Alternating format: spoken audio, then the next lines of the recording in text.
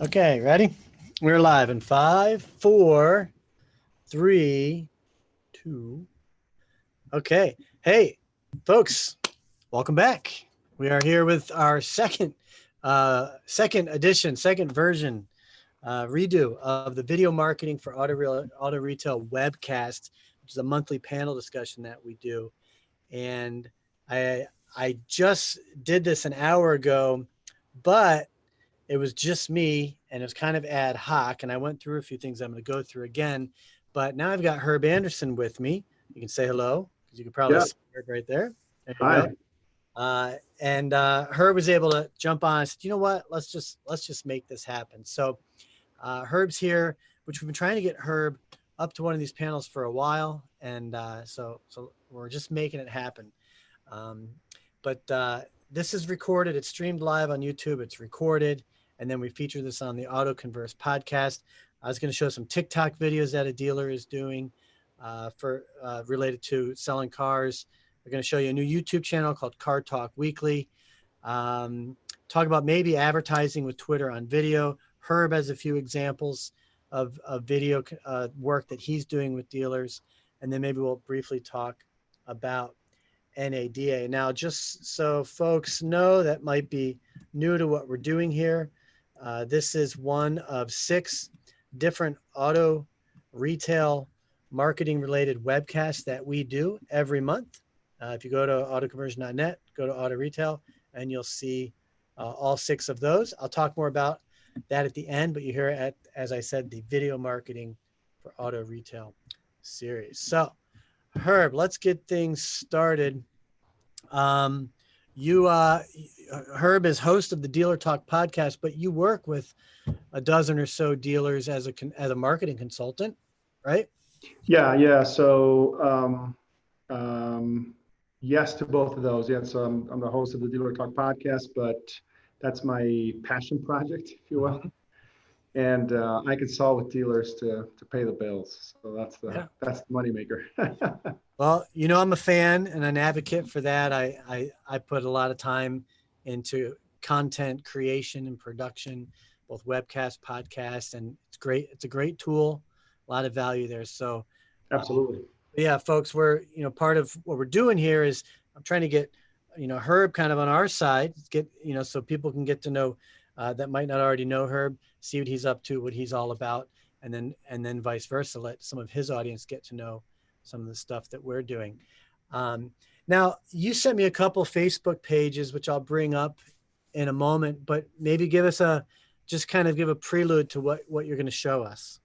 Yeah, so obviously, the way that I look at social media is their distribution channels, right? So social media and YouTube, I don't group those two as the same. I look at them a little bit differently, but they're essentially what they are for us is distribution channels. Like in the past, we could maybe produce content at a very high cost, but then the distribution was pretty much owned by broadcast, you know what I mean, network stations.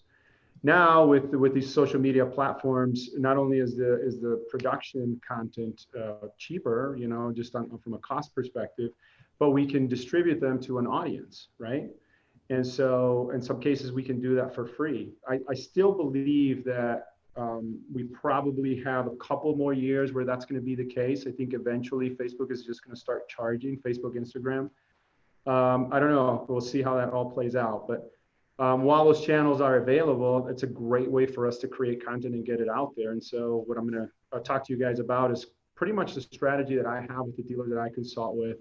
And it can vary from store to store, but the components or the elements of it are pretty much the same. Number one, you want to talk about your staff, the experience that customers can expect once they interact with your staff, right? Like why do those people choose to work for that organization? Who they are, how long have they been there, that sort of thing. The second element to that is going to be a behind the scenes, right? Customers pretty much have a kind of a vision of what to expect when they're purchasing a car, but nobody shows them behind the curtain, sort of a deal. And so we want to, showcase that. And then the other element is how-tos, right? We all know the power of YouTube when it comes to do-it-yourselfers. And that's content that dealerships have a lot of. And so let's utilize that, right, to build value. Eventually, that's the goal here. We want to build so much value that when the customer thinks about purchasing, either servicing their vehicle or purchasing a car, they have no choice but to choose us. Okay. So I'm going to just recap what I heard you say. You're going to show us three different types of applications of video. One is behind the scenes, like what it's like in the dealership, in the retail center. That would be behind the Well, scenes. yeah, or questions, like questions that customers may have about, like, is it better to lease or finance? When is it a good time to buy a car? What is my trade-in process like? Okay. Those sort Okay. of things. Is that different from what you said, what to expect videos? Is that different? Yeah. So the not the what to expect, but the interaction that you expect when you go see somebody at the dealership, those are going to be intros, right? So, hi, my name is such and such. I've been at this dealership for this time period, and I choose to work here because, sort of a deal. Okay. You know what? I'm going to take a moment just to do this. I'm going to effectively repeat everything I did in the previous webcast. That way, everything's in one. And one of the things that I was showing that I do every month in this program is when you register for this video marketing series, you get a link to this video online video course, and it's broken into 4 parts: A, B, and C. And within parts, I'm sorry, A, B, C, and D. Within parts B and C and D, there's multiple videos within each one of them. And part A, we go through the different types of videos that that there are to make. So Herb's brought up 3 specific times that he's going to show us, but there's so many different types of videos. There's so many different ways to approach video in your marketing strategy. Would this be a good time for me to share the Facebook pages you had? Yeah, sure. Let's do it. Okay, let me reshare the screen here. And you want me to start with the Mercedes, No, or let's go to the other one. The this is yeah, Stephen Wade? right. Okay. So the first video that is on there right now, that you can see there, is the inspection, right? How to do that would be a kind of an expectation type of a video, or a behind the scenes type of a video. That's the header video we're seeing. Mm-hmm. Okay. No, scroll down. It says Okay, you said Stephen, that one. inspection, so Yeah, you're referring to this one. right. Okay. So we're actually taking the customer behind the scenes here, and we're showing them what's going on with the inspection. You know what I mean? Like, how do we do it? What's the process, right? Because we all get the sheet as a customer that has all the check marks and stuff, but none of us know what happens to get to that point, right? And so this is a great way to just show the customers, this is what our process looks like. This is exactly what we do to get you the evaluation on your car. These are the things that we look at. I have a question for you. Sure.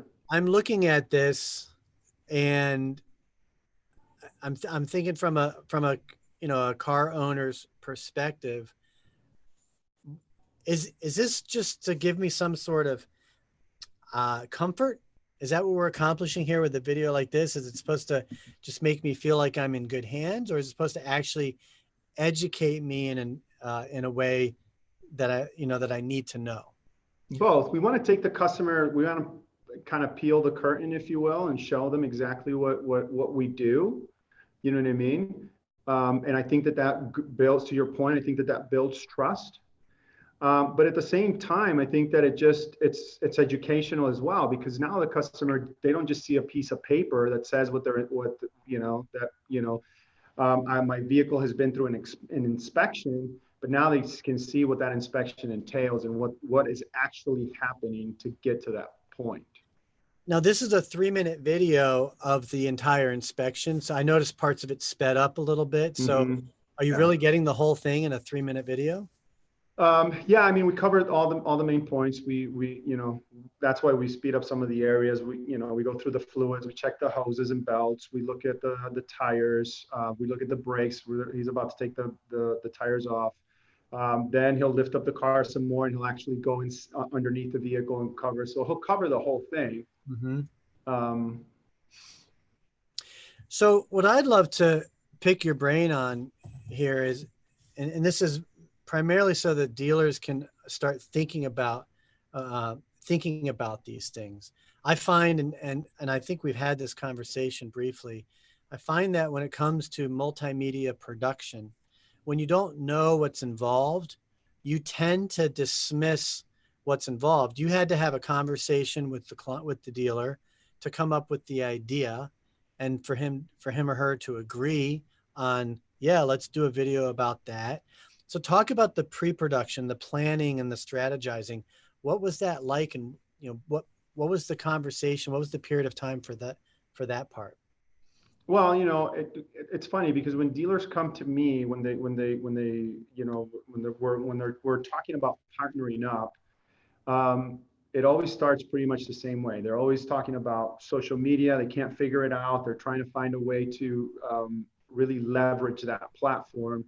And number two is they're talking about the experience. And I've said this on my podcast multiple times. Like, it's become like this buzzword within our industry, but we're not really as an individual store. We're not taking the steps oftentimes to really um, focus on that or showcase that. You know what I mean?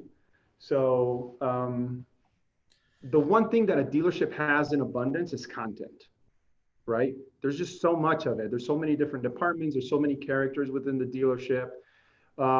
It's very easy right now. I don't think that this is going to be the case forever, but right now it's very easy to differentiate yourself within the industry, because if you change your processes a little bit, and when I say change your processes, I'm not talking about changing the automotive industry. I'm not talking about disrupting the car business. I'm talking about just changing things a little bit. Just within your content itself, you can differentiate yourself in a very big way. Um, you know, some stores have had a lot of success with just making content that's funny, that appeals to humor, right? And that's their differentiator. Others have been very successful at just being 100% transparent, and that means like the El Patrons of the world that are going to record their sales meetings, and they're going to broadcast everything and just leave it all out in the open. So that's what I mean when I'm talking about just tweaking the way that you think and you look at your business just a little bit can go a really long way. Right now, it can really become an advantage for dealerships. I think the best way, or not the best way, but maybe the easiest way to do that right now, just because of the technology, is in video form. Sure. And when you, going back to the inspection video, is this one of multiple videos within a campaign? Is there a frequency? Is it like, let's do one a month or one a week? Yeah, so we post every day, the same time, the same day. You know what I mean? And we post all the videos in that particular format, because the way that I look at it is, it's like a sitcom, right? Or a TV show or something. You're never going to follow a TV show if it's on Monday at 2, and then on Wednesday at 4, and then on Friday at 7, right? You have to have consistency, and you got to create expectation from the audience, right? Okay. So that's a big piece of the puzzle, is making sure that we're creating that expectation and consistency. And that's a big part of this whole deal. Like, if you're going to do it, you need to commit and just do it and be consistent with it. Otherwise, it's never going to stick, right? So how many videos would you say that you produce, using Stephen Wade as an example? How many videos would you say you're producing for them on a monthly basis? So we're doing 3 a week, right? 3 a week, one introduction, one how-to, and one behind the scenes. So there's 3 of those. Okay. But we're also doing a spotlight vehicle of the month, right? And we'll post that. And then we have outside source posts, right? That could be video, that could be just articles, things of that nature. Okay. So you really you look at social media, it's your channel. So you say having that consistency, because I mean, reality is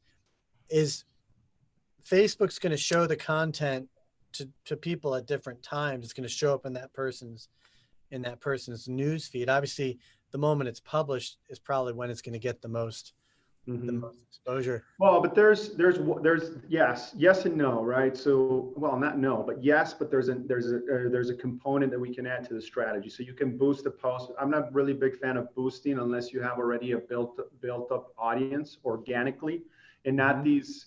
I'm not talking about you have 20,000 likes on your page and 90% of them are from Indonesia. You know what I'm saying? Like I'm talking about an actual following in a market that you can impact. So you can boost at that point, you can boost the post and it's going to get more reach.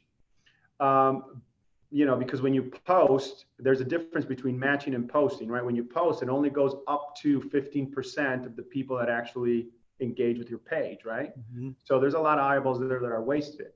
Now the workaround to that is you can create an ad, right? And now you can create the ad and you can circle it 10 miles around your dealership, pay $20 or whatever. And there's many things that you can do with that information. That ad, you can retarget customers that watch that video, 50%, 70%, 90%. Obviously, it's going to get in front of more people because you're paying now, right? And it's going to, it's going to bring it up. How many times it appears and the frequency and all that good stuff.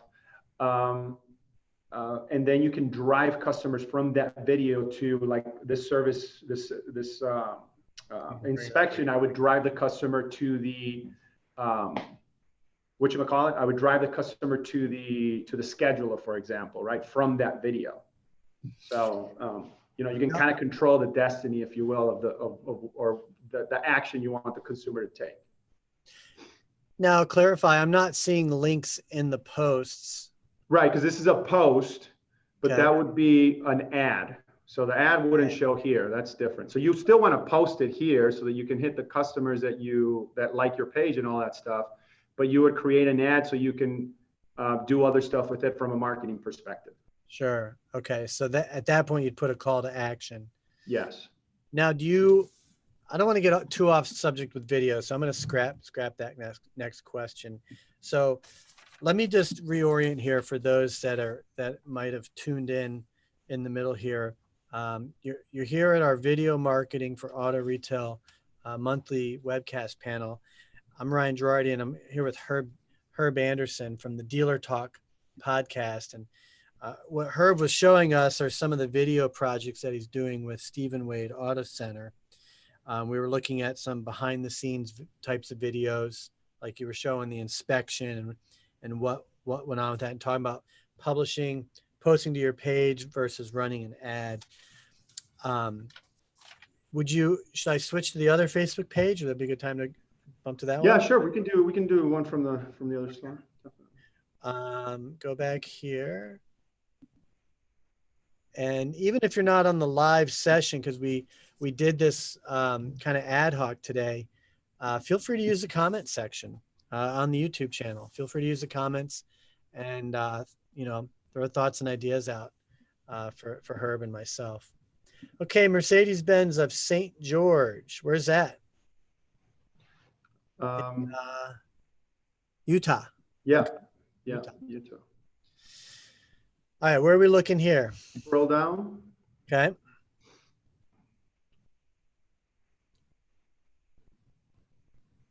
Now, are they part of the Stephen Wade Auto Group?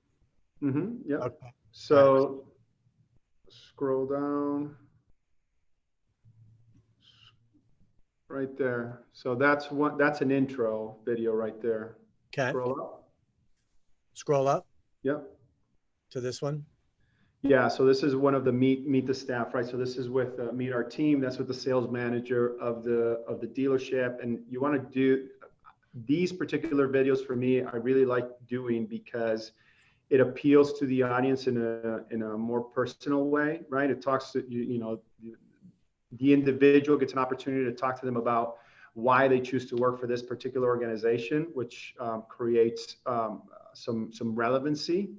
And then when a potential buyer goes to the dealership and they see this individual that they've seen on video and they've seen them, introduce themselves, it just breaks the ice. It's an instant icebreaker, You know what I mean? And you get a lot of people that, you know, just feel more comfortable, right? Because they've seen that person already.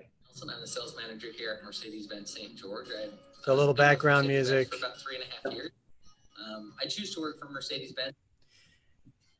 Now, when you say, you know, it gives the customer a warm feeling, it's well received. What is that based on? Like, what makes you say that? Is there data behind that? Is it getting customer feedback?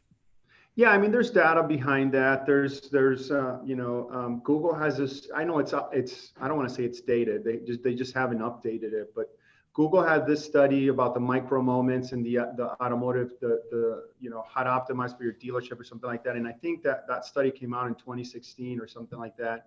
And it talked about the efficiency of video and what that does for just your content. It talks about vehicles that you created video for versus vehicles that you don't have video for. And so, you know, if you haven't looked at that study, I would highly recommend that you get that. It's free. You can get like a you know, a condensed version online, or you can within that version there is a link where you can actually request a full study.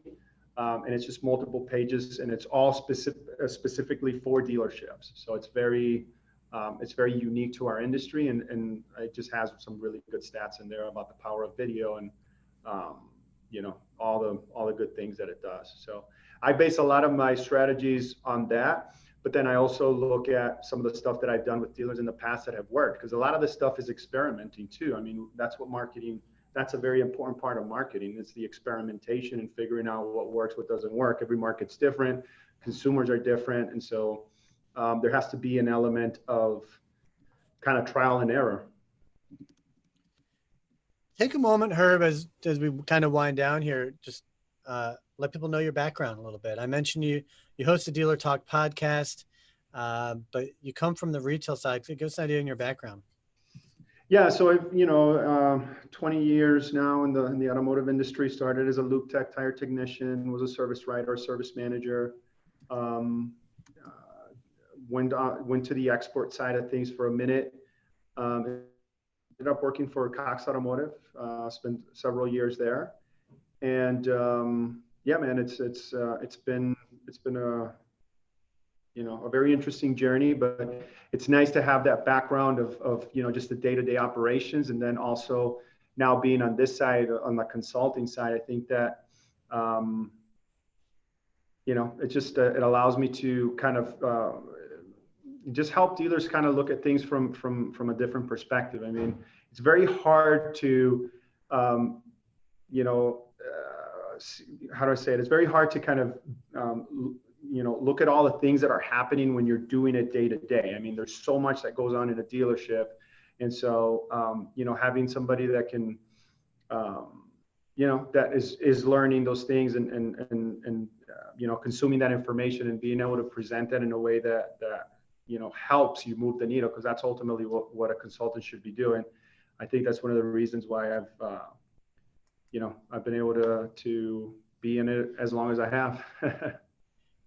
You know, I was looking at a couple more videos while you're talking. I was just thinking how before social media, when you thought of dealership content, marketing content, which was advertising content, it was typically, you know, radio commercials and TV shows, and which were always tacky, and newspaper ads too, right? And always kind of like, you know, best service, best price, come on down, right? And that was just kind of standard. And now looking at these videos, it's like, hey, here we are, you know, doing an inspection, and here we are in the showroom, and it is technically creating this whole different vibe. You know, it's creating this whole different vibe.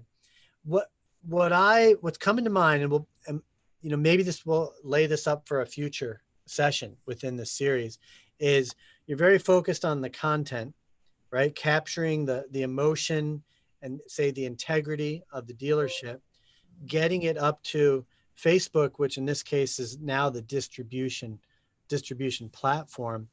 But as you said, you know, Facebook's only going to put that in front of, you said 15% of your up fans. to Up to 15%. Up to, yeah. I mean, from what I understand, it's more like 1% typically is going to see it.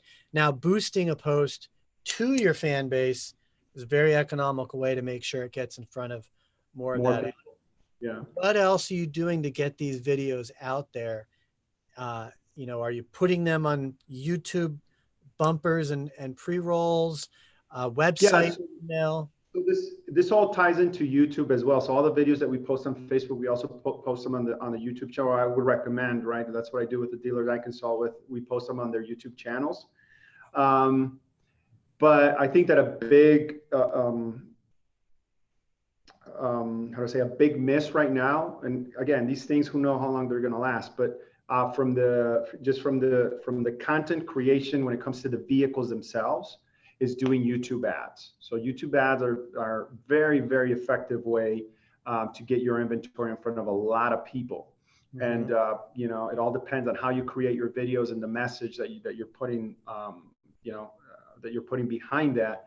But it's something that a lot of dealers are not utilizing. There's tons of benefits when it comes to SEO. It produces content that you can put on your website, you can put on third-party sites. You know, and then again, it goes back to that statistic I was mentioning from Google. I mean, I think that their actual numbers were 40 or 50% lift, and this was 2-3 years ago, right, when the study came out. So now I can only imagine that it's got to be you know, if not the same, more. But imagine that, you know, you can go from 40 to 50% lift on engagement on your inventory just by adding a video to that. Now, I know it's time consuming, but you know, if photos are effective, imagine how effective a video can be. You know, not to mention that along not just the lift, but the Google's information also indicated that 60% of the customers that watched a video actually went to the dealership. So, I mean, if you're looking for a way to get some more visits, I mean, I can't think of a better way to do it. Yeah, I mean, there's no shortage of facts, statistics, evidence, if you will, on the importance, the significance of video. I personally feel like I've been talking about it for so long, it's just kind of common sense, but I know that it's not. Partly what you said, it does take some time and effort to put this, you know, put content together, and then it's only going to be worth it if you're getting it out in front of people. And, you know, as we know, there's so many different ways to get it out in front of people. Let me switch gears. Just really quick, I want to make sure that I'm referencing this correctly. So the study that I'm referring to is called the Dealer Guidebook. Okay. Best practice guide for channel or I'm sorry, not for channel, but for dealerships, excuse me. So tons of valuable information there, just on best practice. And it's not just video. I mean, they're talking about everything, SEO, SEM. You know, they talk about the fundamentals, they talk about mobile, and there's some really good statistics there that you can look at. Again, it is dated. I think it's either 2017 or 2016. I'm not 100% sure, and I don't think that they've come up with an updated version of it. But still, I mean, I think that there's just tons of value in that. So if you just want to go to Google and look for that. Who published the book? Do you know? What was that? You know who published the book? Google. Oh, it's a Google book. I'm sorry. Yeah. Okay. Because Yeah. I just did a search for Dealer Guidebook, and I'm not really seeing that come up. But part of the issue is I use DuckDuckGo, and they might not be pushing Google products. So who knows? So that's good, folks. The Google Dealer Guidebook. Final thoughts here. Are you going to be at NADA? I can't remember I think you said if you're going to be there or not. Yeah, I'm scheduled to be there. I'm going to be doing a couple sessions potentially for the podcast. So provided everything goes as planned, I will be there. I was looking through the workshops, and if you look how it's broken down here, they have the super track, which is new. And then you see they have fixed ops, human capital, leadership, and then marketing is all bundled into one. Mm-hmm. What I found peculiar is if you go into marketing, which I think I just did, I'm seeing 1, 2, 3, 4, 5, 6, 7, 8. I'm only seeing 8, which seems really light. Doesn't that seem light to you? Only 8 sessions under marketing? Yeah, but I think that marketing's been done to death. Um, but none of these are specific to any sort of video. And which, I'm sure some of these might bring up the use of video. Like today you brought up the use of social media and paid ads, right? So Yeah, I just think honestly, I mean, I just think that in this day and age, that should be a given. You know what I mean? Like I well, that's what I mean, mean. I feel like you know, video should be a given, but by the same token, it's not. I mean, most dealers well, have we some sort of, complicate it. I think we complicate it because we think that everything has to be videoed, and then we think about that and imagine the undertaking of that. That seems like an impossibility, right? But just do, if you just do, 5, 10 a day. I don't know, 2 a day, 3 a day, 4 a day, whatever works for you. You know what I mean? Eventually, if you make that the norm, eventually, then it just becomes part of your day to day. You know what I mean? So yeah, anyway, that's why I was picking your brain about that pre-production strategy planning process, because there's so many different types of videos. There's dealership videos, there's personnel videos of, people that make their own videos, which, there's just so many different ways to approach it.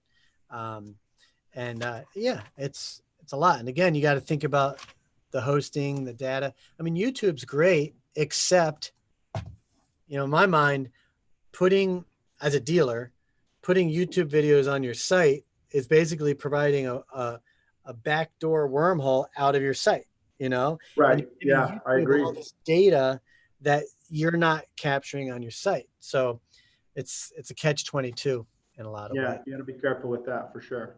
Or putting manufacturer videos on your website too is a big one for me because of that reason, right? You don't want Putting to. manufacturer videos on your site, you recommend against that? I don't like to do that because of what you just said. Because if I net, it's a window, right? It's a window to leave the site and end up in the manufacturer, and then from the manufacturer, I can still submit for leads, right? Yeah. You know what I mean? And so Yeah. that can get routed. Typically, it goes up to top 3 dealerships or something like that. So you got to be real careful with that. Plus, why would you put a manufacturer's video on there and lose the opportunity to put your own content with your own people that talks about your dealership and your experience? I mean, well, you would if you're lazy and cheap and you don't want to put the time and the money into making the videos. Oh, I need videos. So but dude, listen, I was having a podcast with John's Resurrection and Sean Kelly the other day, and one of the things that came out of that whole thing was, dude, eventually one department within the dealership, it's got to be content creation. It's got to be, we have our own studio with a green screen, and we're producing our own content because we have the channels, right? We have the channels of distribution. And so that's just the way that we got to start looking at this thing. I mean, we may not be there yet, but if you're trying to be progressive and you're trying to be different, then those are the things that you need to start looking and paying attention to. I think that's fair. I had mentioned on the previous webcast that I did just before this one is Dave Rozek, who's a regular face here on Auto Conversion. He and his partner launched Car Talk Weekly, and what they're doing is they're out putting together kind of more experience type of videos, car related videos. And I think, and I'll have David up here to share that, but I think part of his plan, his strategy is to make videos that dealers want to basically, purchase or subscribe to so they can use them on their sites as well. Getting content that focuses on the car and the experience, but not coming from what would you say, a biased point of view of the dealership, Right. And which I think's clever. So we'll see where he takes that. Yeah, no, I like that. That's a pretty good idea. Very good idea. Well, Herb Anderson, everybody, here on the Video Marketing for Auto Retail Webcast panel. I'm going to close down, but Herb, I'm glad we pulled this off and appreciate you getting up here. Yeah, man. Yeah, thanks, dude. Sorry, I was late by an hour. Time differences and that whole deal. Well, it happened to work out, so we'll take what we can. Let me share my screen for one last time and pop this up here. So again, folks, if you're watching the live stream or if you're watching the recording and you like what we're doing, head on over to autoconversion.net. I put a link in the description. It'll bring you right to this page, which is under the webcast section of Auto Retail. This is one of 6 different sessions that we do every month. In fact, there is a calendar, a link to the calendar right there. You can see we do these Auto Retail ones typically on Tuesdays and Thursdays.